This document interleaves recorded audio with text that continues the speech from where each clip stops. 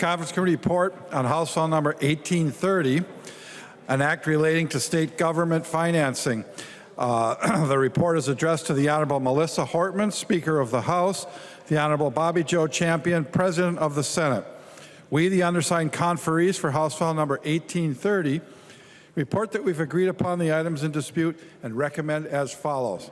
The report is signed by 4 of the 5 members on the part of the House and 5 of the 5 members on the part of the Senate. Cleavorn moves that the report of the Conference Committee on House File Number 1830 be adopted and that the bill be repassed as amended by the Conference Committee. I recognize the maker of the motion, the member from Hennepin, Representative Cleavorn, who will explain the report. Thank you, Mr. Speaker. Members, today it's a great honor to be before you to seek your support for this important legislation regarding the state government and our elections. I'm going to speak today about the state and local government portions of the Conference Committee report and then yield to Chair Freiberg to address the elections provision in the bill. It's important to note that from the start, this legislation is bipartisan and bicameral work. The state and local government touches many aspects of our life, and the 2023 State and Local Government Finance Bill funds the offices of the state constitutional officers, the legislature, over 30 state agencies, boards, commissions, and councils, including Management and Budget, Minnesota IT Services, the Department of Revenue, and the Department of Administration. Minnesotans value good government. This legislation contains strategic, prudent, targeted funding of state and local government, a solid foundation for government that serves all Minnesotans. With this bill, we will begin to rectify years of disinvestment. This bill will offset prior funding gaps and allow agencies to provide needed services for Minnesotans. I'd like to just list a few bipartisan highlights that this bill includes, starting with modernization of IT systems, cybersecurity investments, grants oversight management, or management oversight, and I'd like to thank Lead Nash and Representative Hudella for their work in grants management oversight. You will also see in this bill fraud and special investigation staffing at the Office of the Attorney General. There are investments in land survey monuments, funding for public television and Amper's education radio. There are market bucks for healthy eating here and at home. Electronic auditing tools that will help serve our counties and townships. Historic site asset preservation, funding for Farm America, and expanding business services division of the Secretary of State's office. I'm just going to name a few of the equity provisions that are included in this bill as well. There are investments in translation and accessibility services, Indigenous Peoples Day and the 2023 effective date for Juneteenth, the Private Cemeteries Act, which protects the dignity of Indigenous human remains. There is the establishment of the LGBTQIA2S Council. There are provisions for retaining state employees with disabilities. This bill also reestablishes funding for the Office of Women's Economic Status, and it provides for an economic disparities in state procurement study. And last, and one of my favorites, is the Legislative Task Force on Aging. There are many important provisions in this bill, but most importantly, we know that Minnesotans expect and deserve government to work, and they expect and deserve government to meet their needs without delay and without interruption. Mr. Chair, I'd also like to just take a moment before I yield the floor to the Chair of Elections to just thank our staff for their hard work. I'd like to begin with nonpartisan staff, our dedicated individuals, Helen Roberts, Matt Gehring, and Chelsea Griffin. And I would like to thank our GOP researchers, Ryan Wickersham and Laurie Cousineau, our DFL team, Amanda Rudolph, John Baylor, Jonah Westerman, Simon Brown, and Mike Hermanson. And to our conferees, without you, we could not do this important work. Lead Nash, I tip my hand to you. Elections Chair Freiberg, Vice Chair Emma Greenman, State and Local Government Vice Chair Hewitt. Thank you for your hard work. The entire team has worked together tirelessly to make this legislation better, and I thank you all for your great service. And I'd like to yield now to Chair Freiberg. I recognize the member from Hennepin, Representative Freiberg, to explain the conference report. Thank you, Speaker, and thank you, Chair Cleavorn. It's been a pleasure and a privilege to work with you, and I second all of your thanks for staff as well.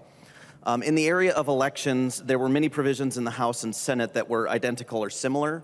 I discussed many of those when the bill went off the House floor, so I won't reiterate everything, but I can certainly answer questions if any members have any. So I will highlight the most significant changes related to elections policy and the budget. And starting with the budget, a big item on the elections portion was the inclusion of the voter fund. The conference committee accepted the House position on the funding mechanism. This is the source of funding for local governments to have funding for election infrastructure and staffing. The cities preferred the House approach to this bill, to this language. The Secretary of State did as well, so I was very happy that our language prevailed in terms of that, and there is a $2.5 million appropriation for that as well. We included a bill from Representative Hicks creating some accessibility grants for polling places, and an increase in the public subsidy was included as well. We know that public financing of elections can help reduce the influence of special interests in elections. So more people, more candidates will access the public subsidy and public financing system because of this increase. On the policy front, there were a few significant changes that I want to highlight. The conference report changes the boundaries of some legislative districts. There's a change to the Senate district boundaries in Douglas County that was included in the bill when it went off the House floor, but there are two new ones. There's a change to the House district boundaries that put the city of North St. Paul back into one legislative district. And there is a change affecting the city of Glencoe that was requested by the Secretary of State's office. There was a discontiguous part of the city of Glencoe with only 2 voters in it. They were in a different legislative district than the rest of the city, so they required their own precinct and ballots, which could potentially reveal how they voted. So we were able to make this fix to ensure the privacy of those voters. There was a change to the provision related to major parties. We adopted a Senate provision providing that major parties must certify that they held at least 45 local endorsing conventions. And going forward, we raised the threshold to 8% in a statewide election to gain major party status. And this was close to the House position of 10%. Included in the bill is a Secretary of State voting study. This will be a study led by the Secretary of State on improvements to the election system, which may include ranked choice voting. Finally, we included a House provision that Representative Davis offered as an amendment prohibiting compensation for absentee ballot applications based on the number of applications received. This was a good provision, so we decided to include it. The Senate agreed. And there are already many provisions in the bill with bipartisan support, but the inclusion of this amendment cements this bill as strongly bipartisan, and I look forward to receiving extensive support from both sides of the aisle. So with that, I'm happy to answer any questions members may have, and thank you for your time, Mr. Speaker. Further discussion on the motion to adopt the conference committee report for House File 1830. I recognize the member from Carver, Representative Nash. Thank you, Mr. Speaker, and I'm excited to see so many full seats over there to talk about the state government finance bill, because we all love that bill the most. I will share this with you. I was asked by a number of the press on the way in today if my intention was to make a motion to refuse to adopt. And I said no. And I have said no to the body a number of times, and I'll tell you why. And I will give a lot of credit to Chair Cleavorn. She has treated me quite well, and our team on the state government finance quite well. We don't agree on a lot of things that are in this bill. We don't. However, you can disagree agreeably, and I think that for those of you on the DFL side, you should look to her for how you set the bar moving forward as to how you treat the minority party, both in committee and in conference committee. Because a number of times where there were things that were coming that could be objectionable to our side of the aisle, she would call me or pull me aside or come over here and say, hey, she always calls me Lead Nash, this is coming, and I wanted you to be aware of this. So that's a great model for you to all go to school on, because you can be fair to one another, even though the other side doesn't have the votes to change much, but we at least get to have our voice. And I had said this, and I'm paraphrasing, and she sometimes nods and sometimes nods yes or no, but when we first started, I said, well, you know, I'm the only Republican member on the conference committee. My vote doesn't matter, and neither does my voice. She says, no, your vote may not matter, but your voice does. And I will say that actually played out correctly. I was consulted on a number of things. We worked together on a number of things. There is minute language in here that I introduced, and she worked with me to make sure that we overcame some hurdles. I offered the Representative Bonner bill language because it didn't move in the Senate because they're the Senate, and I was able to get it into the bill here. But also we worked together very closely on the language that Representative Hudella and myself and Chair Cleavorn got. So for those who have been unhappy with the removal of the grant oversight language in other omnibus bills, Chair Cleavorn and I worked to get the Senate to agree to put it in, and it is no longer just session law. It will be statute moving forward as long as this passes off the floor today and the governor affixes his signature whenever that happens at presentment. So there's a lot of things that the DFL and every party should be able to learn about how do you do a conference committee moving forward, because as an institutionalist, this place deserves the level of collegiality that was afforded to me and my team. So with that, I will not be making a motion to refuse to adopt. I think that we should move on to third reading. Thank you. All in favor of the motion to adopt the conference committee report on House File 1830, please say aye. Aye. Those opposed, please say no. No. The motion prevails. The clerk will give the bill its third reading as amended by conference. Third reading, House File number 1830, as amended by conference. Third reading as amended by conference. Discussion. I recognize the member from Meeker, Representative Erdahl.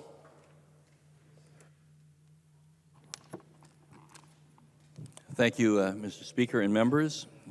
While I appreciate the work done on this bill, I still am concerned about the creation of the State Emblems Redesign Commission.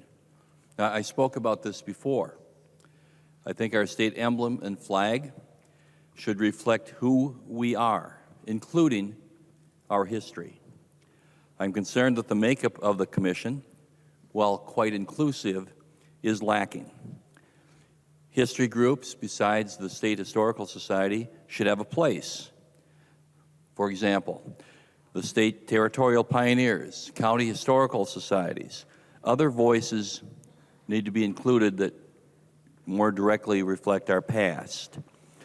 Now, there are concerns. Some are saying that, well, we need to be, I don't know, more inclusive, that more relevant, more modern history.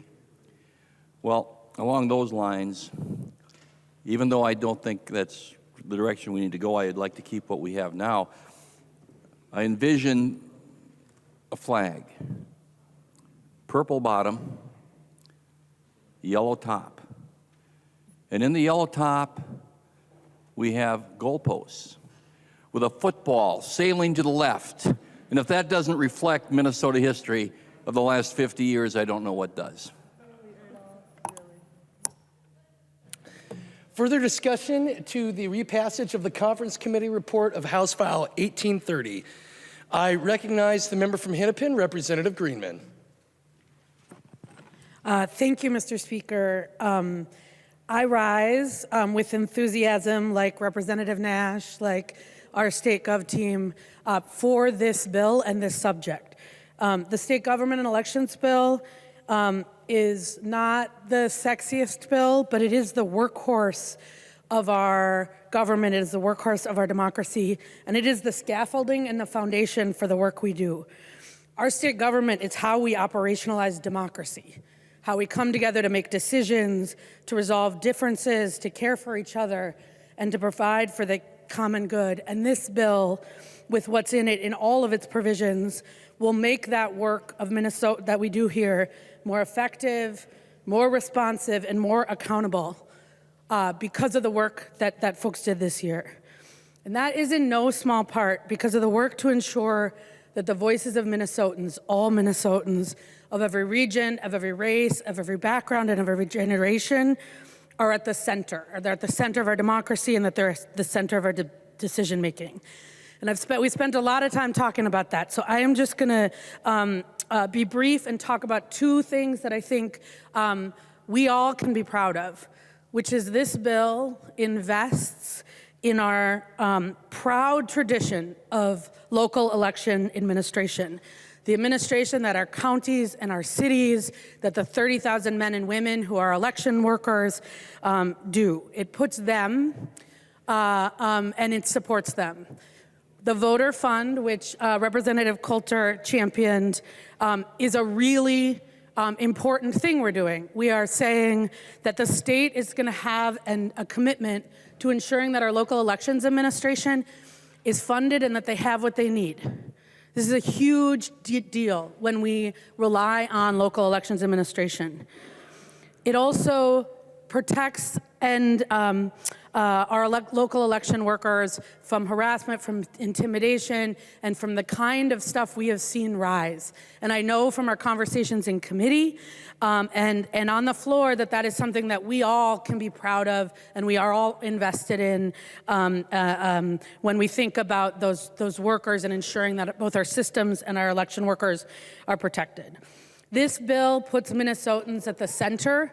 It puts the folks who are doing the work to run our state government at the center, and it puts Minnesotans at the center. It expands voter access. It ensures that voters, not corporations, are the ones calling the shots. And so I am very, very proud of this bill. I am very, very grateful for the conversations that we've had.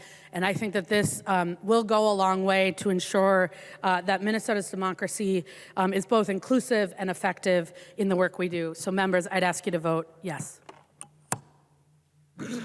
Further discussion on the repassage of House File 1830 as amended by conference. I recognize the member from Brown, Representative Torkelson. Well, thank you, Mr. Speaker. We just heard from Representative Greenman expressing that election bill is not sexy. And I think, Representative Greenman, I know why. It's because you didn't include any Republicans in the efforts. It's not bipartisan. How could it be sexy? In fact, there were 73 election bills introduced this session. 25 of those bills came from GOP authors. One of those GOP bills got a hearing, and in spite of getting a hearing and being broadly supported, it's not in the bill. There is no bipartisan participation in the elections bill. In fact, our governor, as recently as 2019, stated he thought election bills should be bipartisan. And in fact, he expressed that he wouldn't sign one that wasn't, but it looks like this one is headed for the governor's desk and likely to get his signature in spite of his earlier statements. You talked about investing in local elections.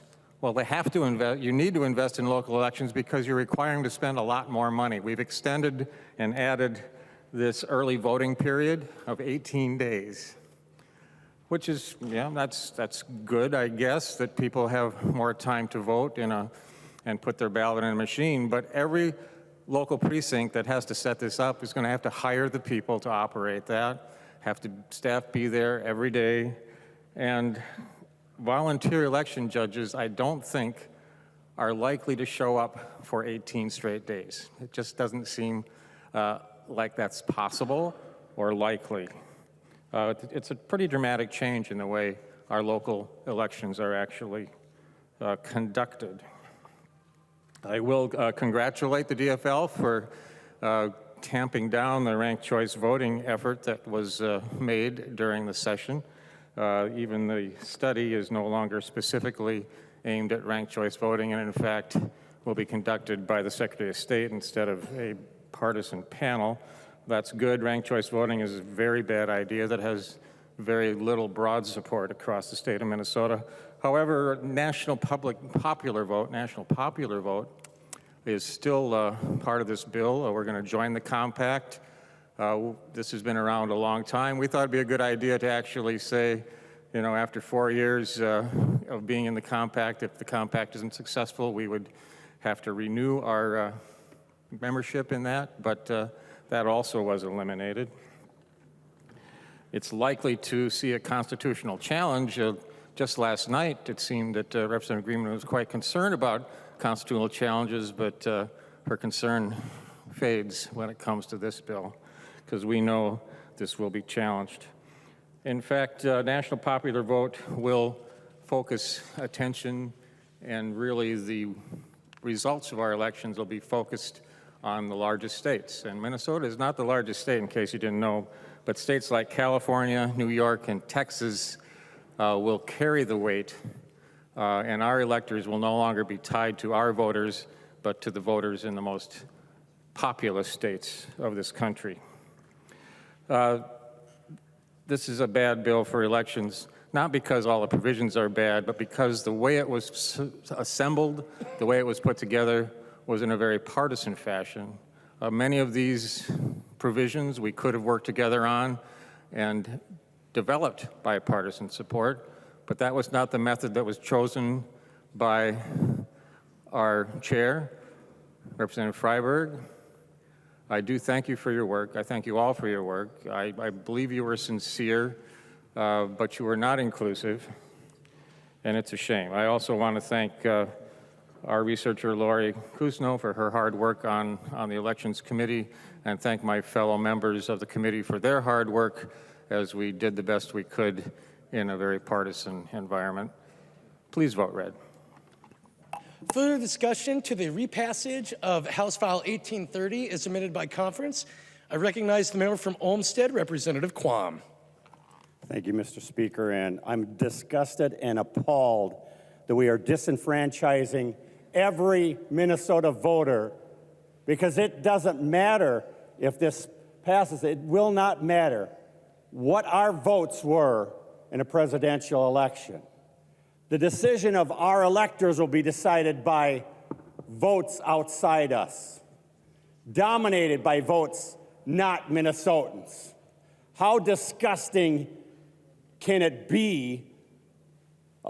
It's horrid that we are taking away and ignoring our voters and abdicating and disenfranchising them.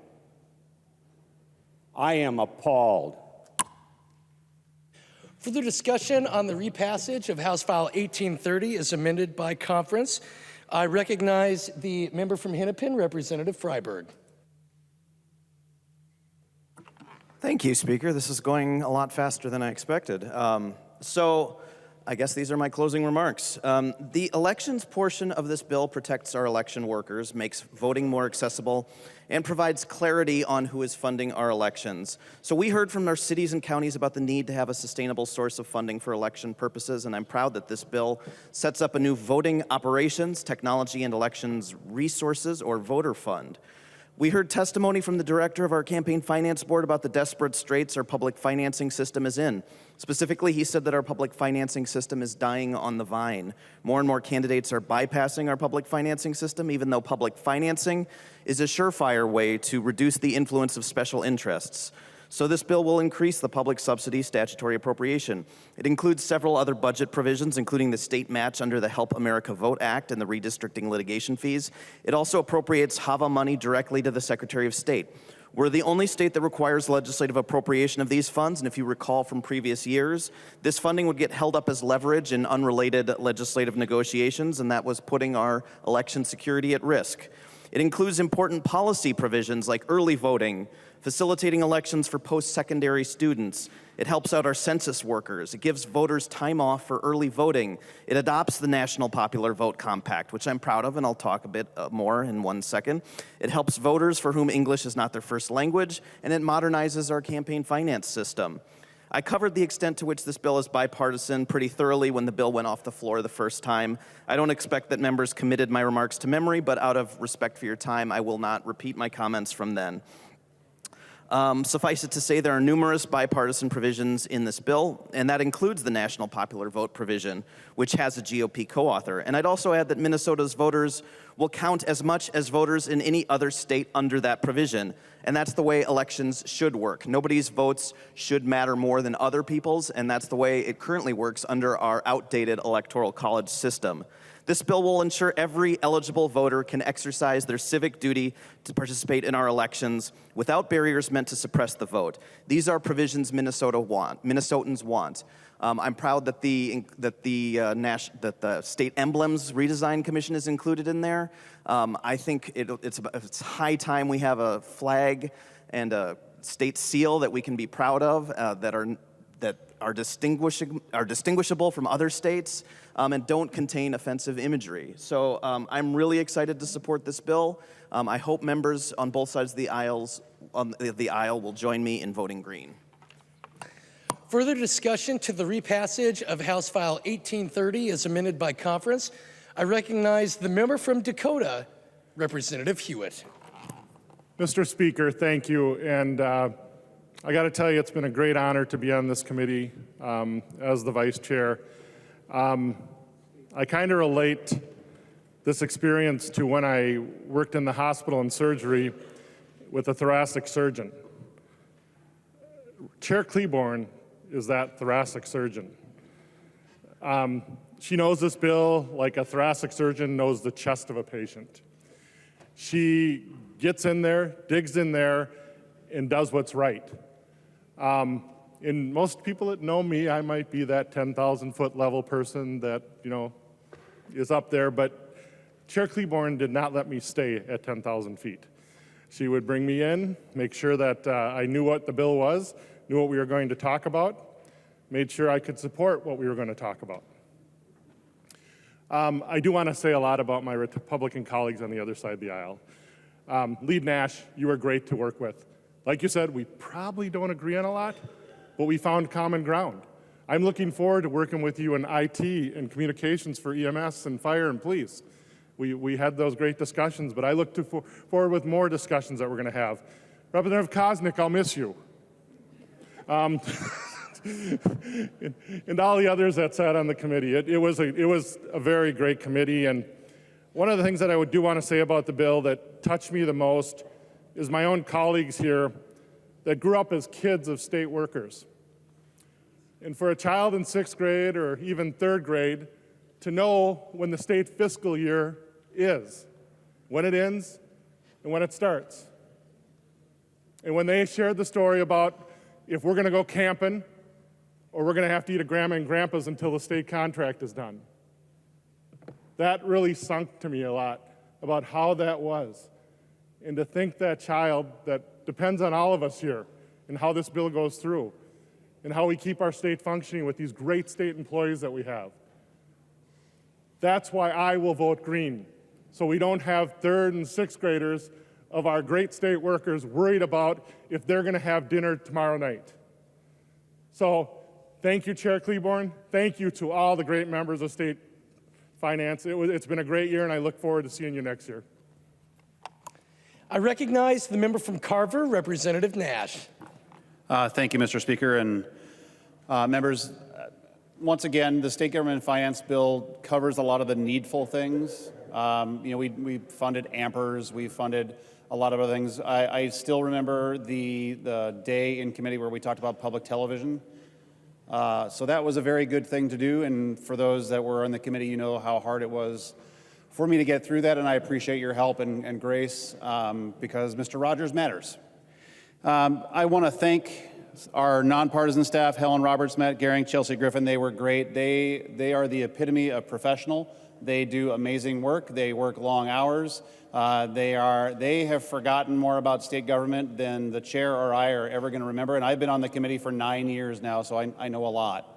For a lot of the good things that have been said about this bill, if you'll remember my quote from the day of the first passage off this floor from Oscar Wilde, it is the bureaucracy is expanding to meet the needs of the expanding bureaucracy. That remains true. The bill still has a lot of increased spending in it.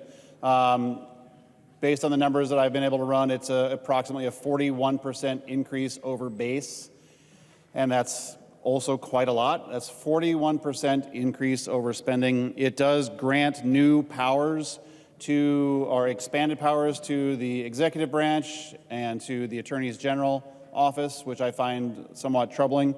And sometimes the measure of a bill for what is good is also, on the other side of the coin, is for what it missed. And I will point out, and I believe you have a letter on your desk from the Council on Asian Pacific Minnesotans that I had signed and had distributed. Members, we had in the first iteration of the conference report a funding for API Council to bring it into a little closer parity with some of the other councils, and it was agreed upon, and then it suddenly disappeared. Just disappeared, and I can only surmise why, and I'm disappointed that that became reality, and it was not because of the chairs, so I am disappointed in its exclusion. Our researchers on our side, Lori for elections and Ryan, have been fantastic to work with. I was the one that Chair Torkelson mentioned who had an elections provision. I got so excited that in the first week or so of the session that I put in a hearing request that my bill was going to go to elections and get a hearing, and Representative Torkelson asked me what sort of magic I had in my hat, and I said, well, I guess it's just a good bill, and we're going to move forward with it because it had wide support from the League of Minnesota Cities and both county organizations and a lot of elections administrators. They said, wow, this is a great bill. It's going to help clear up a lot of confusion. And it went to committee. We had good conversation, and wouldn't you know it, it didn't make it anywhere. But so once again, in the words of Oscar Wilde, a vote for this bill is to vote to expand the bureaucracy to the benefit of the expanding bureaucracy. So members, I would vote. I will be voting no. I would encourage you to vote no. And once again, thank you for the effort, Madam Chair. I do appreciate the relationship and the effort, but as the sole Republican conferee and lead, I would ask members to vote no. Thank you. The member from Hennepin, Representative Bonner. Thank you, Mr. Speaker, and thank you, members. And I just want to say this is a really incredible bill for many, many reasons, and I think one, I want to start with really thanking our Republican members, because I do think that during state government, while we may not always agree on the substance, we had a really incredible relationship with our partners on the other side of the aisle. A lot of really thoughtful questions from Representative Nadeau, a lot of very thoughtful commentary from Lead Nash, for example, and all of that was really incredible. But I want to highlight really quickly some of the incredible investments in this bill around things like cybersecurity grants, modernization. It's always been my belief that government should be about the people. It should meet people where they are. And many of these technology innovations will help us do just that, to make government actually work for real people. And so I'm really excited about that. And I also want to make a commitment, too, to Representative Nash, because I know that when things move fast around here, sometimes we don't always have the time to stop for a minute and have certain conversations. And I know that, for example, while the age-appropriate design code did not move forward at the moment, I will tell you it has always been my intent to work very closely with some of our friends on the other side of the aisle. And I do believe that when it comes back next year, it will have lots of support from our Republican colleagues. I feel confident about that. And I also want to say one of the things that we don't acknowledge in this bill, but I want to make it important because our staff is so critical to us. This bill also has some really big investments for our revisor's office. We all know the incredible work that they do behind the scenes, trying to put together our bills on a moment's notice, and they're using tools that just don't meet the task. And so this is an incredible opportunity for us to give our staff the tools that they need to be really effective and to help all of us do the work that we do every day. Those are all really great. And I want to say to Representative Nash that we did hear your bill, and I know that I actually support your bill. I think it's a great bill. I do. And I think that we will probably have time over the interim to have more conversations about that bill as well. And I will be frank with you, I hope it makes it into the next iteration. I really do. And with that, I just want to say thank you one more time to Chair Cleavorn for her incredible grace under pressure, for her willingness to bring all of our members in, to have those conversations, even the tough conversations. I think that the conversation with our friends from the other side of the aisle was both productive, it was useful, and I think it made this bill better. And I am really appreciative of all of those great comments, that great discussion, and I hope that we can continue to do that in the next year as well. So thank you to our Republican colleagues, thank you to our staff, thank you Vice Chair Hewitt and Chair Cleavorn, as well as Chair Freiberg, for all of their tremendous work this year. Thank you. Vote green. Further discussion on the repassage of House File 1830 as amended by conference. I recognize the member from Stearns, the Minority Leader, Representative Damuth. Thank you, Mr. Speaker. A point of parliamentary inquiry, please. Representative Damuth, please state your point of parliamentary inquiry. Mr. Speaker, could you inform the body if there will be any members voting remotely today? Representative Damuth, there are 2 members of this body who will be voting remotely today. Thank you, Mr. Speaker. Could you inform the body when that was approved and who those members might be? That was approved while the clerk was taking the roll. Actually, please hold, Representative Damuth. I want to make sure we get you an accurate answer. Thank you, Mr. Speaker.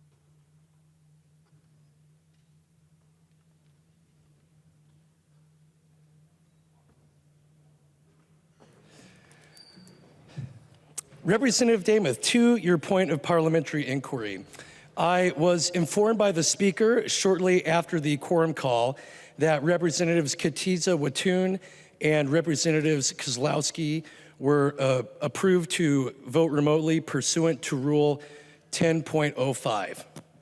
Thank you, Mr. Speaker. And I, at my desk, have a sheet that we are given, and it is updated regularly each day. And right now, I am seeing Representative Kozlowski still listed on here and has not been crossed off. And Mr. Speaker, I just want to, for the body and to make sure that we are looking at the same rule, Article 10, 10.05B says a member may attend and vote during floor sessions or committee meetings via remote means if practicable, if for reasons related to the health or safety of the member or the member's family, and with advanced permission of the Speaker of the House of Representatives. And I find it concerning, to say the least, that we are voting on. Representative Dameth, you were seeking a point of parliamentary inquiry. Yes. I did not give you the floor. Are you, what? Point of order, Mr. Speaker. Okay, you're raising a point of order. State your point of order. Thank you, Mr. Speaker, and I'm happy to start over with that. Thank you, Mr. Speaker. What rule are you citing, Representative Dameth? And I would note to your parliamentary inquiry, Representative Kozlowski is crossed off on my list. I'm not sure why she wasn't crossed off on your list. But under what rule are you citing a point of order, Representative Dameth?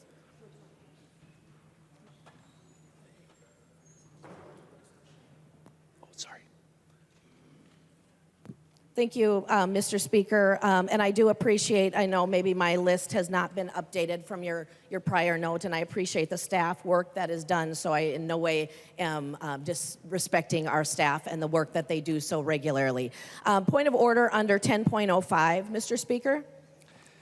Representative Dameth, before I recognize you for that point of order, I would like to correct myself that it is the custom and usage of this chamber to use the proper gendering of our members, and that the proper pronoun to use was they. And so I would readjust my comments that they have been excused on my list. Representative Dameth. Thank you, Mr. Speaker. Point of order under 10.05, the remote House operations. Again, 10.05B, a member may attend and vote during floor sessions or committee meetings via remote means, if practicable, for reasons related to the health and safety of the member or the member's family, and with advanced permission of the Speaker of the House of Representatives. And my point of order, Mr. Speaker, is we have taken the roll. We had no remote voters at the time that we took the roll. I know that as this rule was crafted, it was crafted very carefully to make sure that it was only to be used for the health or safety of the member or the member's family with that advanced permission. And Mr. Speaker, my concern is that as we are voting on an elections bill, that we are making sure that we are voting appropriately and according to rule in this chamber before we actually take a vote. And I wanted to raise that point of order, and I hope that you would find that well taken. Further advice on Representative Dameth's point of order. I recognize the member from Hennepin, Representative Freiberg. Thank you, Mr. Speaker. I would advise the Speaker to find the point of order not well taken. Rule 10.05, Part B, requires advance permission of the Speaker of the House of Representatives before the voting can occur. The votes that are under issue here have not yet occurred. The excusal did happen in advance as required by the rule, so I would encourage you to find the point of order not well taken.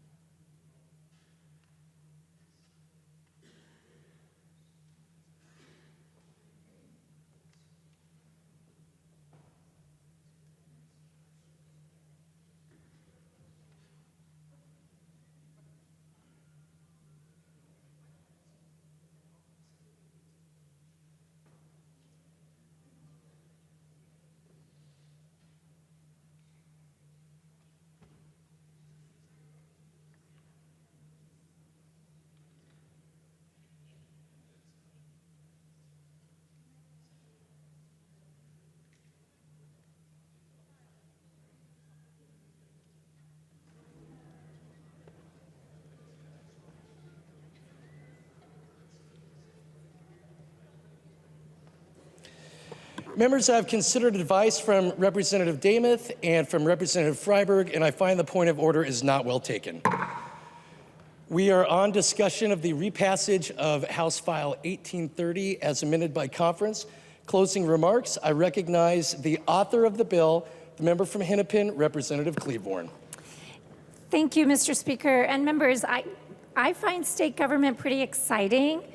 I take exception to the fact that this is called an elections bill. It is partly an elections bill, but it's so important that we have a functional state government that works for Minnesotans. Members, it's a great bill. There are many good provisions, and it will serve as the foundation for our government going forward for decades to come. Please vote green. The clerk will take the roll on the repassage of House File 1830 as amended by conference.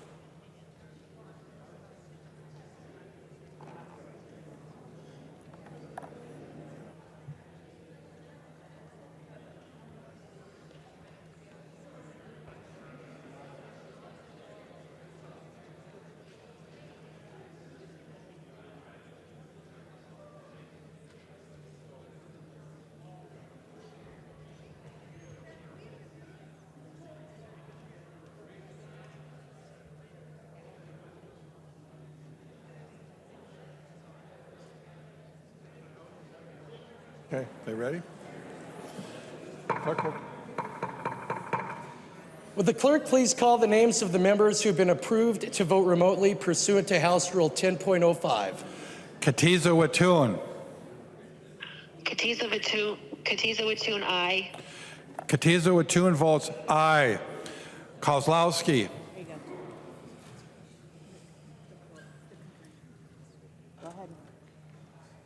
Kozlowski votes aye. Kozlowski votes aye. The clerk will close the roll.